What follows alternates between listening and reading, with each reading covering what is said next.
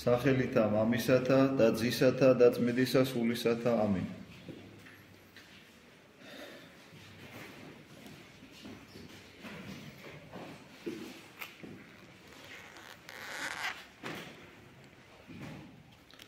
გუშინ გავრცელდა განცხადება საპატრიარქოს სახელით საპატრიარქოს საზოგადოების ურთიერთობის სამსახურის გვერდის მეშვეობით. ეს განცხადება ასევე გაშუქდა საპატრიარქოს ტელევიზიაში ერთსულოვნებაში, სადაც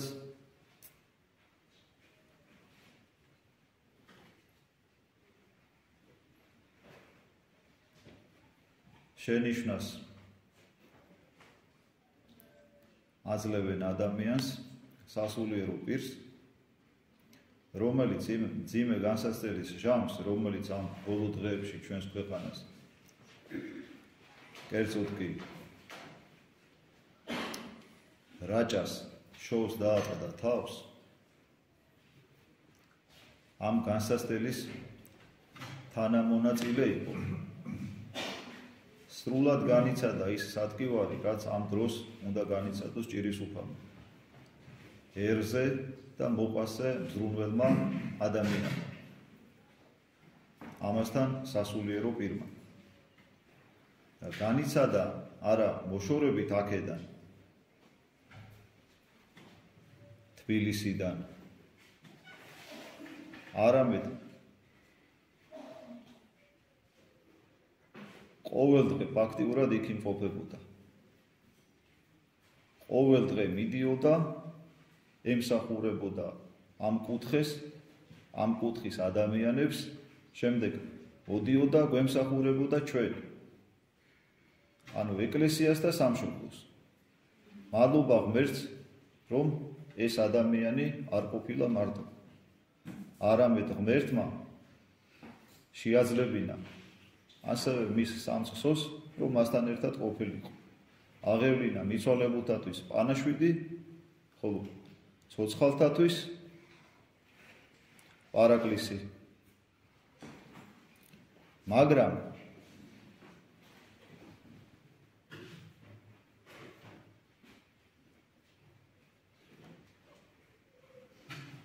ამ ყოველივეს მიუხედავად მას შენიშვნას აძლევენ. ადამიანს, რომელიც ამგვარად დაშვრა და მით უმეტეს სულიერ მამას, აქვს უფლება, რომ ერს სიფხიზლისკენ მოუწოდეს, გამოფხიზლებისკენ მოუწოდეს. შეახსენოს, რომ რა არის განსაცდელის მიზეზი. შეახსენოს ეკლესიის ისტორიიდან გამომდინარე, ეკლესიის მამათა სწავლებიდან გამომდინარე, რომ განსაცდელის მიზეზი არის ცოდვა.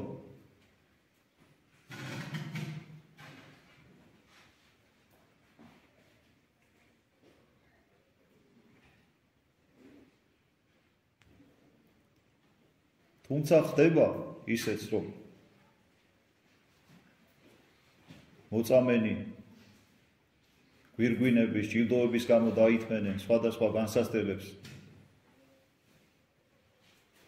წმინდა ადამიანები თავისი ღვაწლით ვიცით ჩვენ ღირსმოწამე მამები, რომლებიც თავიანთ ცხოვრებაში უდიდეს სიწმინდეს იყვნენ მიწევნული, ამასთან ერთად ეწამებოდნენ.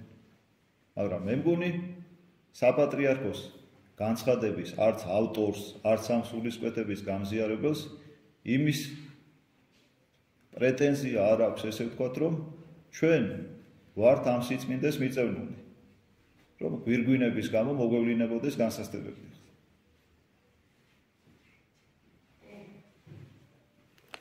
საუბარი არის მამა დავითის მიმართ და მისი მეგობარი სასულიერო პირების, მისი სულიერი შვილების თუ სამწყსოს მიმართ გაკეთებულ განცხადებაზე. იმ ძიმე დღეების შემდეგ, რომლებიც ჩვენ გამოვიარეთ,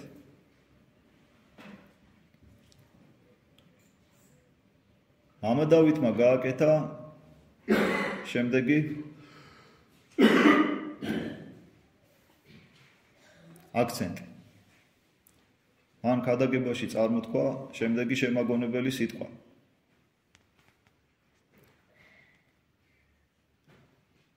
და ამასთან სრულ თანხმობაში იყო ეს სიტყვა რაჭის მოსახლეობის განწყობასთან. როგორც სხვადასხვა სახელმწიფო უწყებების წარმომადგენლებთან, საკმაოდ მაღალ თანამდებობის პირებთან, ასევე უბრალო ერისკაცებთან, მოქალაქეებთან. აბსოლუტურად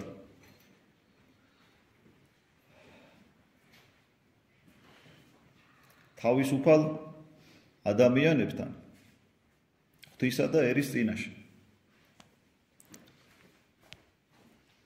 ისინი ამბობენ, რომ ეს არის შედეგი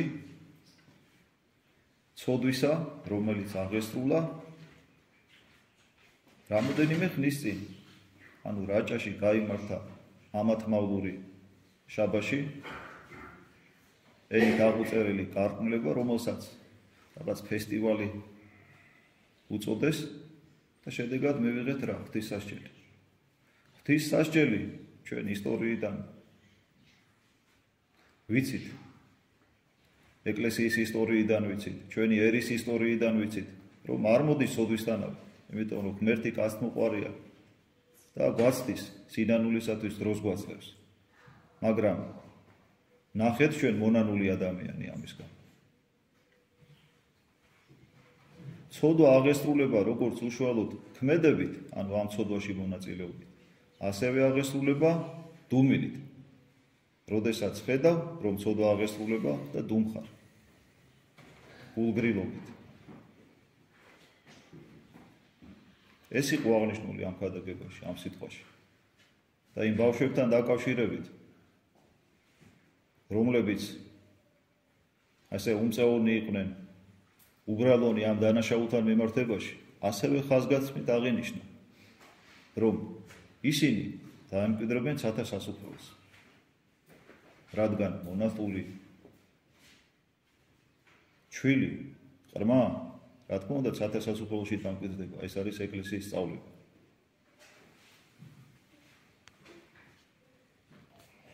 თუ სხვაგვარად მოხდა ბეთლემში მოწყვეტილ შვილებთან დაკავშირებით, არ შეიცოდა ისინი ღმერთმა, ხომ?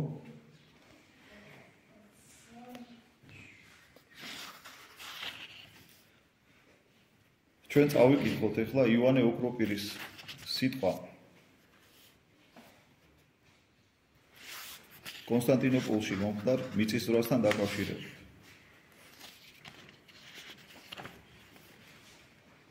და მიზეზად რას სახელდებს იგი? ამ სიტყვის სრული სათაური ასეთია: მიწისძვრაზე დიდრისა და ლაზარეს შესახებ და იმაზე თუ საიდან წარმოიშვა მონობა. ნახეთ ღვთის ძალა, ნახეთ ღვთის კაცთმოყვარეობა. ძალა იმაში გამოჩნდა, რომ ღმერთმა ქვეყანა შეარყია. კაცთმოყვარეობა კი იმაში, რომ მისი დანარცხება შეაჩერა. ან და უკეთ ერთშიც და მეორეშიც ძალაც გამოჩნდა და კაცთმოყვარეობაც. იმიტომ რომ მან კიდეც შეარყია ქვეყანა და კიდეც გაამყარა, ხოლო შერყეული და დაცემის პირას მყოფი აღადგინა. მაგრამ მართალია მიწისძვრამ ჩაიარა და ეს შიში დარჩეს, რყევამ გაიარა, ხოლო რთოლა ნუ გაივლის. 3 დღე ლოცულობდით, მაგრამ გულმოდგინებას ნუ შევწყვეტთ.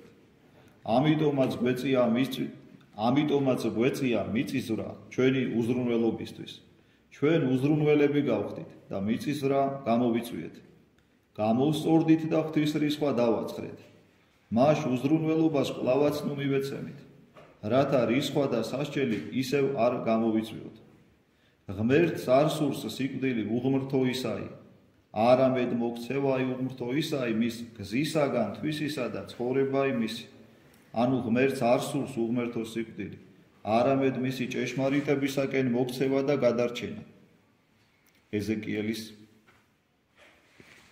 წიგნიდან. ნახეთ ადამიანთა მოდგმის ამავება, როცა მიწისძვრა იყო საკუთარ თავს ასევე უბნებოდი. სად არის მტაცებლობა, სად არის მომხვეჭელობა, სადღაა ძლევამოსილება, სადაა ქედმაღლობა, სად არის ბატონობა, სადაა ჩაგვრა, სად არის ღარიბთა ძარცვა, სადაა მდიდართა პატივმოყვარეობა, სად არის მეთაურთა ძალაუფლება, სადაა მუქარა, სადაა დაშინება. ნახეთ, რამდენი მანკიერება აღიგავა მიწის პირისაგან. ერთი წუთი და ყველაფერი აბლაბუდაზე იოლად დაიყვა. ეს ყველაფერი მოიშალა. ქალაქში ტირილი იყო და ყველანი ეკლესიისკენ მირბოდნენ. წარმოიდგინეთ, რა დაგვემართებოდა ღმერთს, რომ ყველაფრის დამხობა მოენდომებინა. ამას იმიტომ ვამბობ, რომ მომხდარისგან გამოწვეული შიში ჩვენში მუდამ ცოცხლობდეს და ყველას გონება განამტკიცოს. ანუ ნახეთ, როგორ აფხიზლებს დავიწყების საშუალებას არ აძლევს წმიდა მამამას.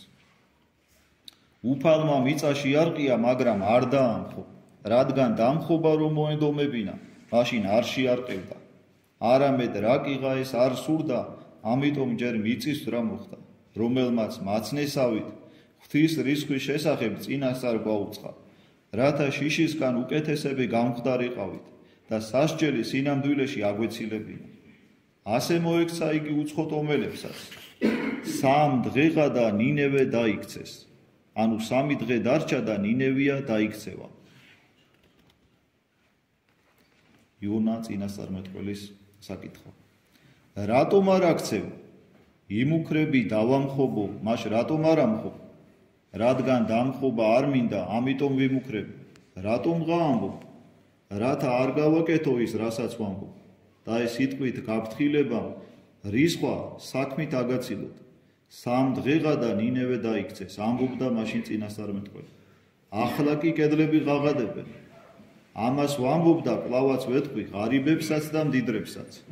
იფიქრეთ, ღვთის რისხვა რაოდენ დიდებულია. მისთვის ყველაფერი როგორი ადვილია. იოლია, მაშ თავი ვანებოთ ცოდვას. ნახეთ, მაშ თავი ვანებოთ ცოდვას. სულ მცირე ხანში მან თითოულის სული და გონება ასე შემოსრა. გულის სიღრმემდე შეარყია.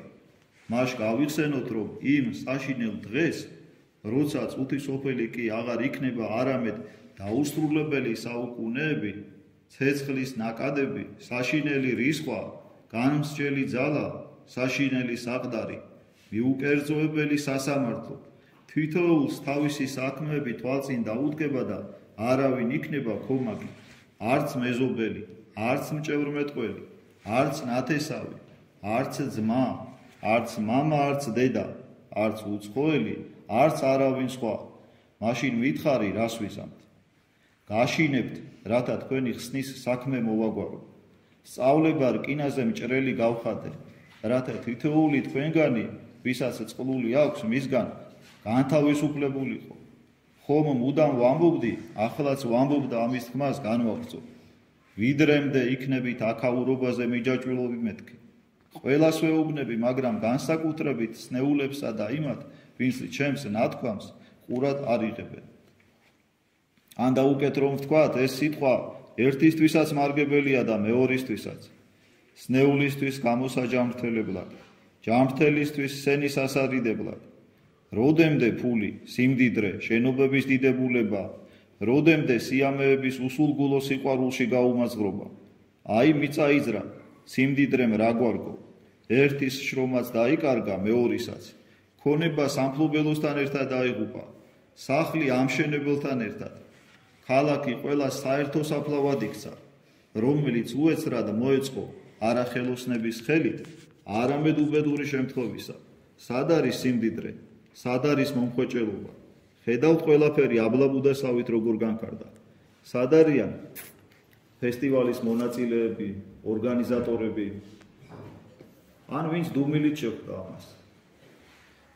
ვინ გაიზიარა ეს განსასწრელი, ვინ უთანაგზნო იქ დაზარალებულებს, მიცვალებულთა ოჯახებს, დაკარგულთა ოჯახებს? და შემდეგ წმიდა მამა აგრძელებს. იმ საღამოს მიწისძვრაზე განუწყვეტლი ვიფიქრეთ. ყველას მიწისძვრის შეეშინდა, მე კი მისი მიზეზმა შემაშინა. გესმით რა ვთქვი? სხვებს იმისი ეშინოდათ, ქალაქი არ დაქცეულიყო და არ დაღუპულიყვნენ. მე კი იმისი შემეშინდა, რომ მეუფე გვირისხდება. იმიტომ რომ სიკვდილი კი არ მიმზიმს, არამედ მეუფის განრისხება. ამიტომ მიწისძვრის კი არ შემეშინდა, არამედ მიწისძვრის მიზეზისა. მიწისძვრის მიზეზი ღვთის რისხვაა, ხოლო ამ რისხვის მიზეზი ჩვენი ცოდვებია. კიდევ ერთხელ გავმეორდებ. მიწისძვრის მიზეზი ღვთის რისხვაა, ხოლო ამ რისხვის მიზეზი ჩვენი ცოდვებია. იქნებ იოანე ოქროპირსაც შეეწინააღმდეგოს მავანი. ან თავისი განცხადების ბოლოში მიაწეროს ესე. ხომ იწყებენ ესე ამ სიტყვებით. ჩვენ ვემიჯნებით მამა დავით ისაკაძის და მისი მასთან ყოფთა, მის თანამოაზრეთა პოზიციებს, ესე ვთქვათ. იმასთან დაკავშირებით, რომ ეს რისხვა ცოდვის შედეგი არის.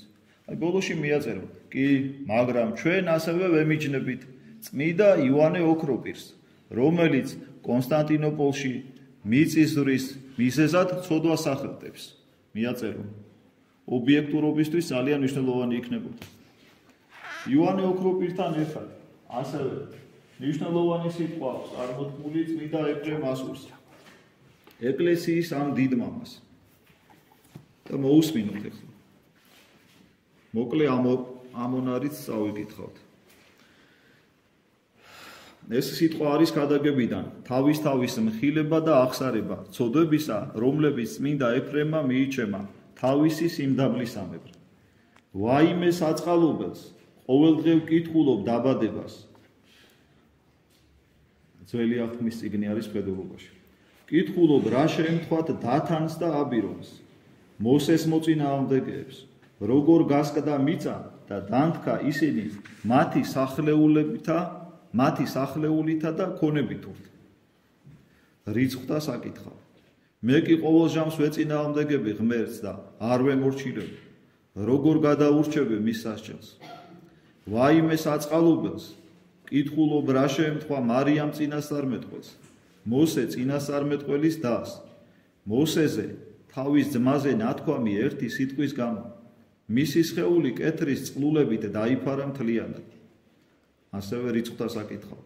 და მე, ვინც ყოველდღე განვარისხებ ღმერთს, როგორ გადაურჩები საუკუნო სატანჯვას. კაინმა თავისი ძმა აბელი მოკლა. ამისათვის ღმერთმა სასჯელად დაადო შიში და ძრწოლა მთელი თავისი ცხოვრების მანძილზე. და ღვთისგან განდგომილები როგორ იხსნიან თავს საუკუნო სატანჯველისგან. წარღვნა ეწია პირველდაბადებულ კაცთა მოდგმას მისი უშულოებისათვის. ყველა ერთიანად ამოწყდა. და მეც შიშო ვაიტუ ერთი მათგანივით დავისაჯო ჩემი მრავალი ცოდვისათვის. ამიტომ გევედრებით ჩემს ყველა საყვარელ ძმას და ვევედრებით თქვენ სიწმინდეს, რომ ღვთისგან წყალობა და შენდობა მithხოვოთ. ჩვენც მამა დავითთან ერთად ვევედრებით ვიზიარებთ რა მისი ქადაგების სულისკვეთებას თითოეულ 100 წერტილს, ვევედრებით თელს ერს, რომ შეინანოს. ცოდვა ღვთის მოწყალებით მოგვეტევება თუ ჩვენ სინანული გვექნება. მოძღვარი ამიტომ მუდმივად აფხიზლებს მრევლს, მაგრამ მოძღვარი რომელიც მოუწოდებს იქეთკენ, რომ ცოდვებზე არ იფიქროს და აიძინოს, არ შეწუხდეს, ზედმეტად არ გადაიტვირთოს თავის სინანულით. ის კლავს, სულიერად კლავს. სულიერი სიკვდილი კიდე აღარ არის საჭირო ამის განმარტება, ალბათ ეწოდინებათ განცხადებებს. ცოდვისა ძლით სიკვდილი.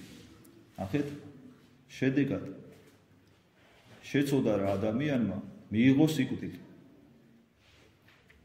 როგორც სულიერი, ასევე ხორციელი. რამე თუ ჩვენმა პირველმა მშობლებმა და მათთან ერთად ჩვენ გავკარგეთ 60. ამასთან თუ კი მანამდე ჩვენ ვიყავით უკვდავნი, არ იყო სნეულება, მოგეხსენებათ, სნეულებაც ხშირად გვჭირს და აღარც უკვდავნი ვართ. მოუნანიებელი ცოდვები ცალკეული ადამიანების თუ ერების მიერ აღსრულებული აუცილებლად იქნება ღვთისაგან პასუხგაცემული იმისათვის, რომ ადამიანი დაფიქრდეს თავის ოდებზე და თავისი გზა გამოსწორებისაკენ მიმართოს. ეს სულისკვეთება განცხადებაში არ ჩანს. მთელი ძველი აღთქმა, ძველი აღთქმის წინასწარმეტყველები ამოწმებენ ამას. ესაია, იერემია წინასწარმეტყველები რა შეეწირნენ, რისთვის იდევნებოდნენ? იმისათვის, რომ ხალხს ამხელდნენ, ისრაელს მოუწოდებდნენ ცოდვათა უნანიებისაკენ და საკმაოდ კაცრიენით საუბრობდნენ ისინი. თქვენ როგორ წარმოგიდგენიათ ისაია წინასწარმეტყველი, იერემია წინასწარმეტყველი, ილია თესბიტელი დიპლომატიური ენით მოსაუბრე. ჩვენ ვემიჯნებით. რას ემიჯნები? ეკლესიის სწავლებას ემიჯნები? ეხლა ახალ აღთქმაში გადავიდეთ. იერუსალიმი რატომ დაისაჯა? და სასჯელი ისეთი იყო, როგორც ევსევი კესარიელს აქვს მოთხრობილი თავის საეკლესიო ისტორიაში.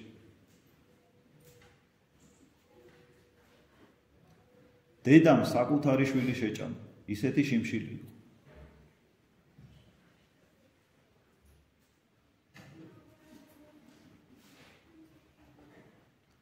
თუმცა მავანს მიაჩნია, რომ სოდომი და გომორი თუ ცოდვისათვის დაისაჯა გარყვნილებისათვის, შოვი ხომ სოდომი და გომორი არ არისო. ანუ ღმერთი განარჩევს მიკერძოებული არის. ხო? ეს გამომდინარეობს აქედან, ესე იგი სოდომს და გომორს სჯის, ხოლო შოვს გარყვნილებისათვის კი არ სჯის, არამედ რაღაც სხვა მიზეზების გამო სჯის.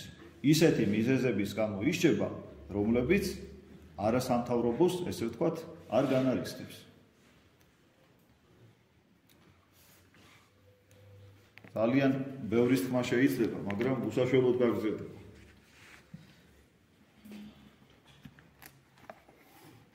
ჩვენი საყვარელი წმინდანების, ჩვენი მამა დავითის მფარველი წმინდანების ცხოვრებიდან წავიკითხოთ კიდევ ორიოდე სიტყვას. როდესაც ისინი მსაჯულს არუდგინეს, მურვან ყრუს ესეთი დიალოგი შედგა, დაკითხვა. უსჯულო სარდალმა დაცინვა დაუწყო შებურკილ ქრისტიანებს. მათ კი უპასუხეს, სიცილი და ქადილი შენი ცუდ და ამაო არს ჩვენზედა. რამე თუ წუთ ჟამ არს დიდებაი შენი და ადრე განქარდების. რამე თუ არა ღირსებისა შენისათვის იქმნა ძლევაი შენი ჩვენზედა, არამედ ცოდვათა ჩვენთათვის. რომელ გარდავხედით მცნებათა ღმრთისათა იქმნა ფლობაი თქვენი ჩვენზედა, რათა გვწვართნეს ღმერთმან ხელითა თქვენ უსჯულოთა და უღმრთოთაითა. ნახეთ, არა ღირსებისა შენისათვის იქმნა ძლევაი შენი ჩვენზედა, არამედ ცოდვათა ჩვენთათვის, რომელ გარდავხედით მცნებათა ღმრთისათა.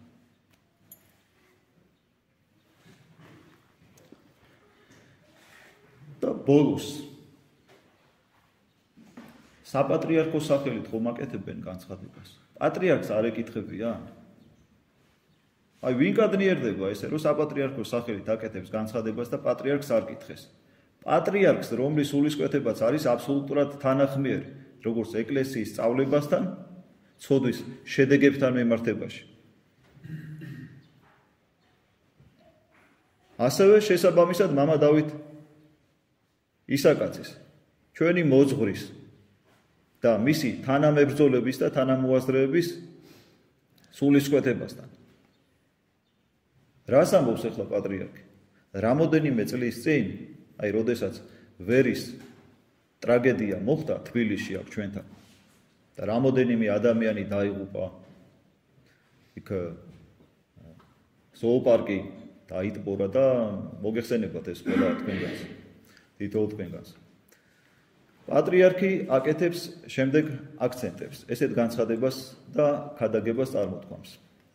სამების საკათედრო ტაძარში წარმოითქმება ეს სიტყვა.